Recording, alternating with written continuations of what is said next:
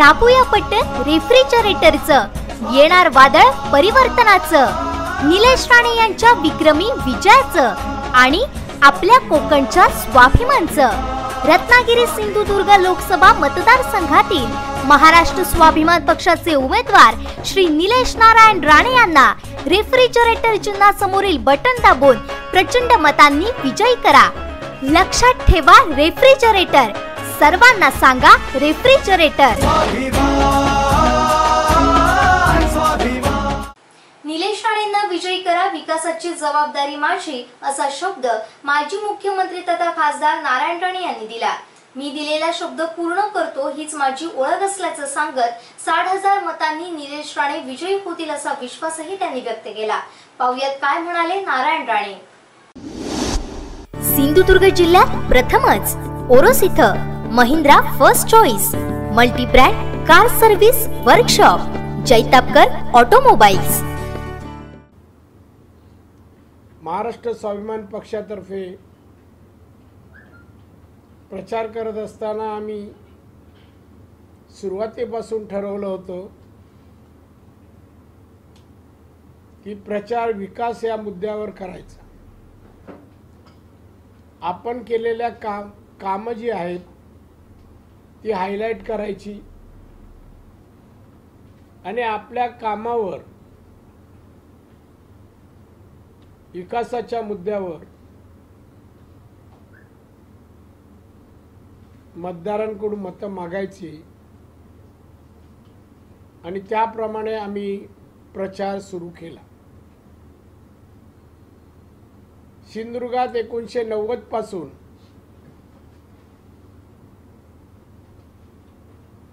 जो प्रचार केला, 90 पासून जो विकास केला, तो विकास आम्ही जनतेसमोर ठेवला। इथले रस्ते, इथली पाण्याची व्यवस्था, इथली आरोग्याची व्यवस्था, शैक्षणिक अवस्था पूर्वी 90 पूर्वी कशी होती आणि 90 नंतर आम्ही कशा प्रकारे सुधारत गेलो, शाळा, वर्ग, शिक्षक कसे भरले, शैक्षणिक दर्जा सुधारून 11वीचा आणि 12वीचा रिझल्ट 35% 87% आम्ही आणला। 82 12वीला, 87 SSCला। हे आम्ही जनतेसमोर ठेवलं। इथल्या पायाभूत सुविधा, रस्ते, पाणी, वीज, शाळा, आरोग्य वगैरे हे आम्ही दर्जेदार बनवलं। प्रगत जिल्ह्याच्या तोडीचे आम्ही इथलं इन्फ्रास्ट्रक्चर बनवलं।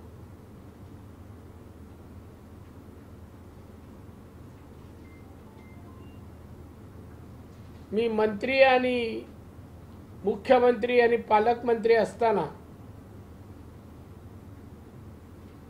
या जिल्ह्याचा सर्वांगीण विकास करण्यासाठी मी प्रयत्न केला। त्यासाठी मोठमोठे प्रकल्प आणले। त्यामध्ये मालवणचा सीवर्ड आहे, याची किंमत 1,500 कोटी रुपये होती तेव्हा। हा केंद्र आणि राज्य सरकारच्या पैशातून प्रकल्प होणार होता।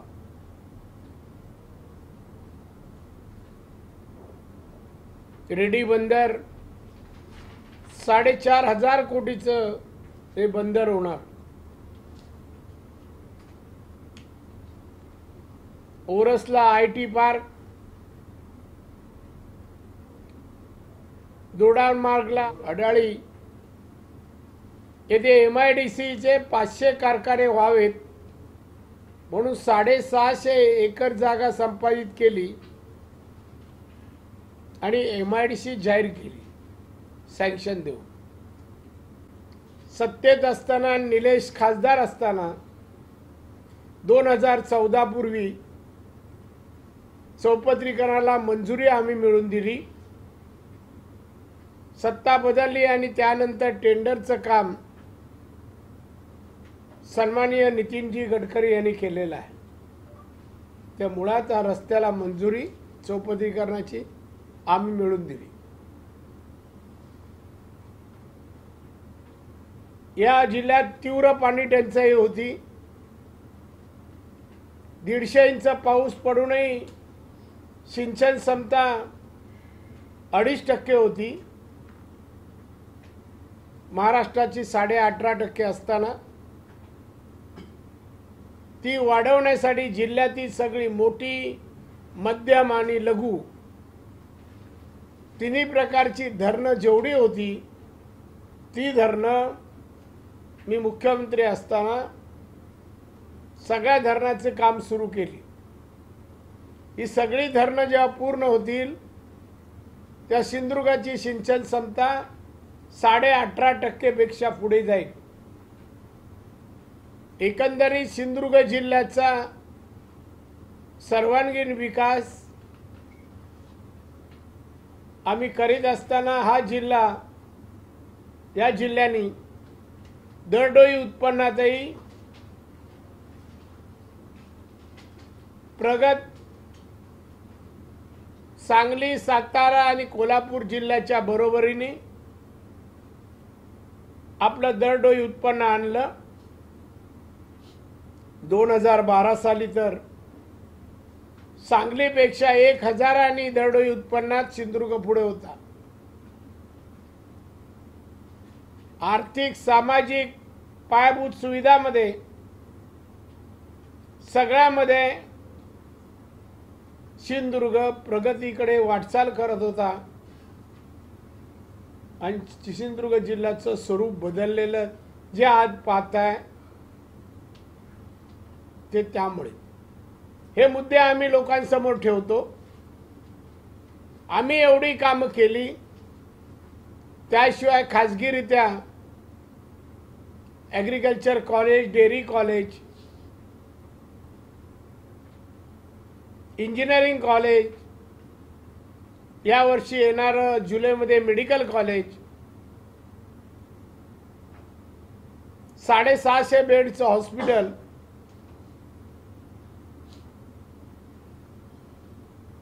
आणि त्याच ठिकाणी मेडिकल कॉलेज, महिला भवन, महिलांचे वेगवेगळे उपक्रम, बचत गटाची कामं वगैरे आज तिथे होत आहेत। 250 महिला काम करत आहेत आणि हा जिल्हा सुखी समाधान व्हावा यासाठी आम्ही प्रयत्न केले। या उलट 2014च्या नंतर आम्ही आमच्या विरोधकांना विचारतोय,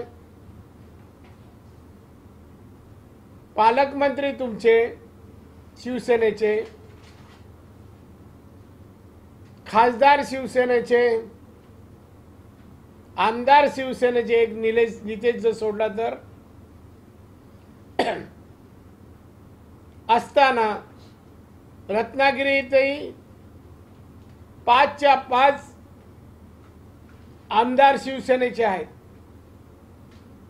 असं असताना या जिल्ह्याचा, दोन्ही जिल्ह्यांचा विकास कोणत्याही टप्प्यात कुठल्याही प्रकारे का झाला नाही याचं उत्तर द्या, असं आमचं त्यांना सांगणं आहे। काय केलं तुम्ही? मी एवढे प्रकल्प आणले ते आज बंद आहेत। पाटबंधारे प्रकल्प बंद आहेत, सी वर्ड बंद आहे,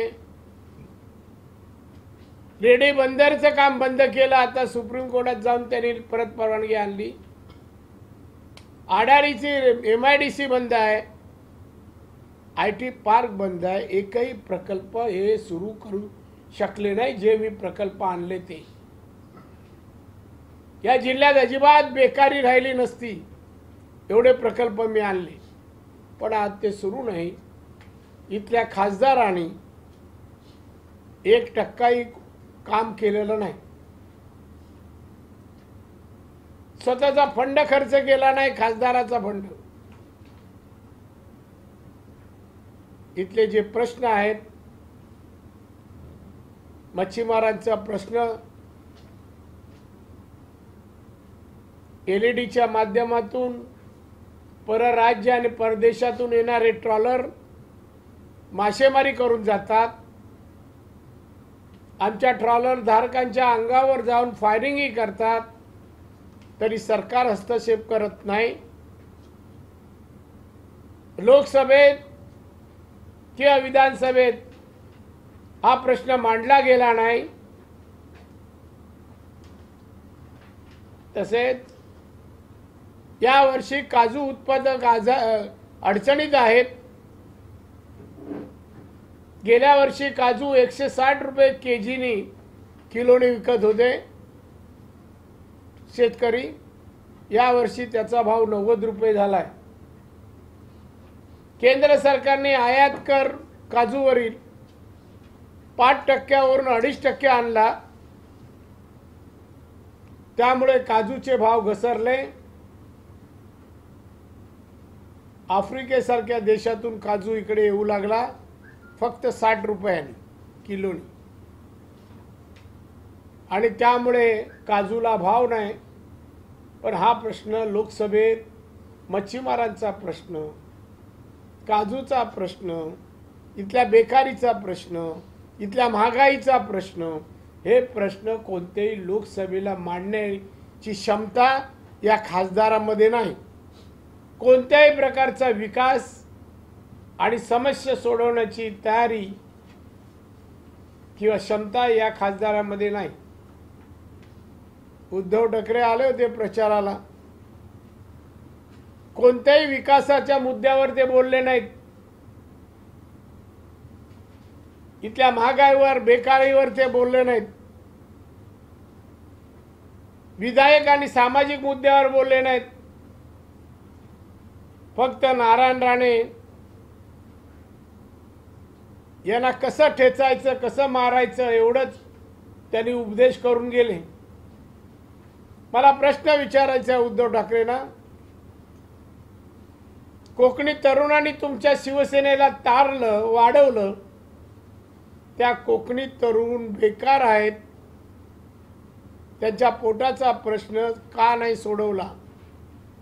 या कोकणाच्या विकासामध्ये शिवसेनेचं योगदान काय? रत्नागिरी दरडोई उत्पन्नात 22व्या क्रमांकावर आहे. 22व्या क्रमांक.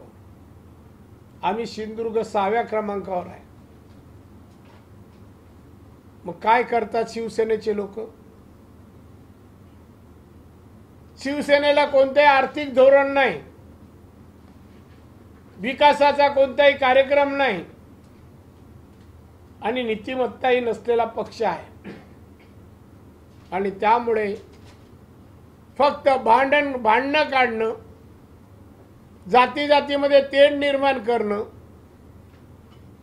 धर्माधर्मामध्ये दंगली घडून आणणं, याच्या पुढे कोणताच कार्यक्रम नाही. केसरकर एक नेहमीच म्हणतात प्रत्येक निवडणुकीत दहशतवाद मोडून काढणार. हा दहशतवाद कुठे आहे? 5 वर्ष काय केलं? गृहराज्यमंत्री आहेत, दहशतवाद का नाही मोडून काढला? त्यांच्याच मतदारसंघात सावंतवाडी जंगलात अनेक प्रेतं मिळाली. ते खून कोणी केले याची माहिती पालकमंत्र्यांनी द्यावी. जे महिलांचे प्रकार घडले ते कोणत्या पक्षाच्या कार्यकर्त्यांनी घडवले? जे गुन्हे घडतायत ते कोण करतायत? या जिल्ह्याला जे पालकमंत्री मिळाले आहेत, माझ्या मते निष्क्रिय आहेत. या जिल्ह्यासाठी फंड आणत नाही, खोटं बोलतात. ते एवढे कोटी आणले, तेवढे कोटी मग दिसत का नाही? काम का नाही दिसत? आणि त्यामुळे हा सिंधुदुर्ग जिल्हा 5 वर्षात जे प्रोजेक्ट होते ते चालू न केल्यामुळे, पूर्ण न केल्यामुळे 10 वर्ष जिल्हा मागे गेलेला आहे. याला जबाबदार पूर्णतः शिवसेना, खासदार विनायक राऊत, दीपक केसरकर आणि त्यांचे आमदार आहेत. त्याला सांगू इच्छितो की आम्हाला या मतदारसंघातील रत्नागिरी आणि सिंधुदुर्गातील मतदारांचे ऋण फेडायचे आहे की आम्ही इथले भूमिपुत्र आहोत. कोकणचे भूमिपुत्र असल्यामुळे कोकणचे ऋण फेडणं हे आमचा धर्म समजतो. जातपात धर्म मी पाहत नाही. माणुसकी हीच आमची जात आहे.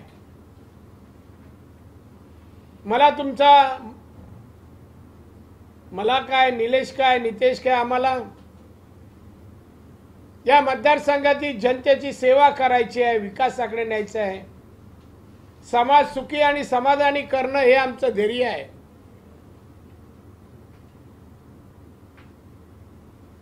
आणि म्हणून तुम्हाला विनंती करतोय की यावेळीची निवडणूक अति महत्त्वाची आहे. या वेळेला तुम्ही महाराष्ट्र स्वाभिमान पक्षाचे उमेदवार जे आहेत डॉक्टर निलेश राणे यांना भरघोस मताने निवडून द्या. आम्ही आपल्या समस्या अडचणी आणि इथला विकास केल्याशिवाय राहणार नाही ही मी आपल्याला ग्वाही देतो. हा माझा शब्द आहे. आतापर्यंत जो शब्द दिला तो पुरा केलाय. शिवसेनेच्या लोकांप्रमाणे मी थापा मारले नाही. उद्धव ठाकरे निवडणुकीपूर्वी 14च्या बोलला होता 7-12 कोरा करू. एकाही शेतकऱ्याचा 7-12 कोरा केला नाही.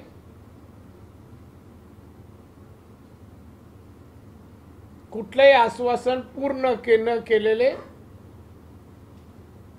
गेलेला पक्ष म्हणजे शिवसेना आहे. आणि परत एकदा पत्रकारांद्वारे मतदारांना विनंती करेन की या वेळेला आपण महाराष्ट्र स्वाभिमान पक्षाच्या उमेदवाराला मत द्यावं. युतीला 20 ते 22 जागा मिळतील. 22 जागा, 9 ते 10 शिवसेनेला, बाकी 12 वगैरे BJPला, असं चित्र असेल. राष्ट्रवादीला 9 जागांची अपेक्षा मला येतील असं मला वाटतं. 9 जागा खासदार होईल जिंकतील. आणि तसे काँग्रेसला आहे. आणि बाकी किरकोळ पक्षात एखाद दुसरी सीट अपक्षाला जाईल. किरकोळ त्यांचेही काढलेत, पण त्यांचे 5 असले तर आमचे 25. ते प्रतिबंधात्मक कारवाईच्या नोटिसा काढलेल्या आहेत आणि तडीपारी जे प्रस्ताव आहेत जे कणकवली उपविभागामधले ते 7. मी त्या संबंधी मुख्यमंत्र्यांशी बोललोय, SP-शी बोललेलो आहे. माझं बोलणं झालेलं आहे. जेवढा काय पदाचा दुरुपयोग करता येईल तेवढा करू दे त्यांना. दुसरं काय करू शकत नाही. विकास कामं करण्याची क्षमता नाही. षडयंत्री माणूस आहे तो, तर आपली भूमिका बजावणार. ते बदनाम आहेत. हा प्रकल्प आणला कोणी?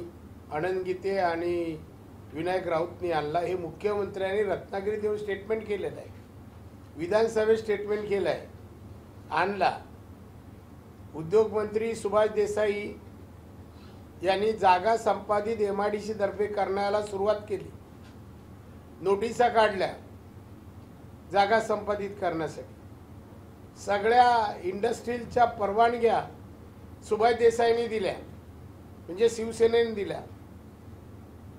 नाना प्रकल्प आणणं, परवानग्या देणं, जमीन देणं, हा सगळा प्रोसेस हा शिवसेनेने केला. जेव्हा आम्ही तिथे पोहोचलो, पहिला निलेश, नंतर नितेश, यानंतर मी, आणि आम्ही ज्या दिवशी मैदानात उतरलो, जनता स्थानिक आमच्याबरोबर साथ होती. जनतेनेच आम्हाला बोलवलं आणि सांगितलं काही झालं तरी आम्ही हा प्रकल्प होऊ देणार नाही. आणि वेगवेगळे आंदोलन झाली. तिथल्या स्थानिक जनतेने नाना प्रकल्प घालवला. शिवसेनेचा काडीमध्ये संबंध नाही. शिवसेनेवाल्यांनी जागा घेऊन ठेवले. कारण शिवसेना इथे भाजपशी कधीच चांगली वागली नाही. कधीच भाजपला सहकार्य शिवसेनेने केलं नाही. त्यामुळे ते असहकार्य करत असतील. विनायक राऊतला कळतं काय आधी प्रकल्प वगैरे, त्याला काय ज्ञान काय आहे, त्या कचरा निर्मूलन त्या प्रकल्पाचं काय माहिती आहे त्याला. 3 एकर जमीन मोठी काय एकर जमीन, आणि ह्या कचऱ्याची विल्हेवाट लावायला इथे कुठलाच प्रकल्प नाही आहे. स्वच्छता ठेवायला शहर हा आधुनिक प्रकल्प आहे. सगळ्या खर्चाने ती कंपनी करणार. एकही पैशाचा भुर्दंड जनतेवर नाही आहे. आणि विनायक राऊतने आमच्यापैकी राणे लोकांनी कोणत्या प्रकल्पाअंतर्गत 1 एकर जागा दाखवावी, नाही तर नाणारमध्ये कोणाच्या किती जमिनी आहेत ते आम्ही उघड करू. मग शिवसेनेच्या किती नेत्यांच्या जमिनी नाणारच्या प्रकल्पाच्या अंतर्गत आहेत त्या आम्हाला उघड करायला लागेल.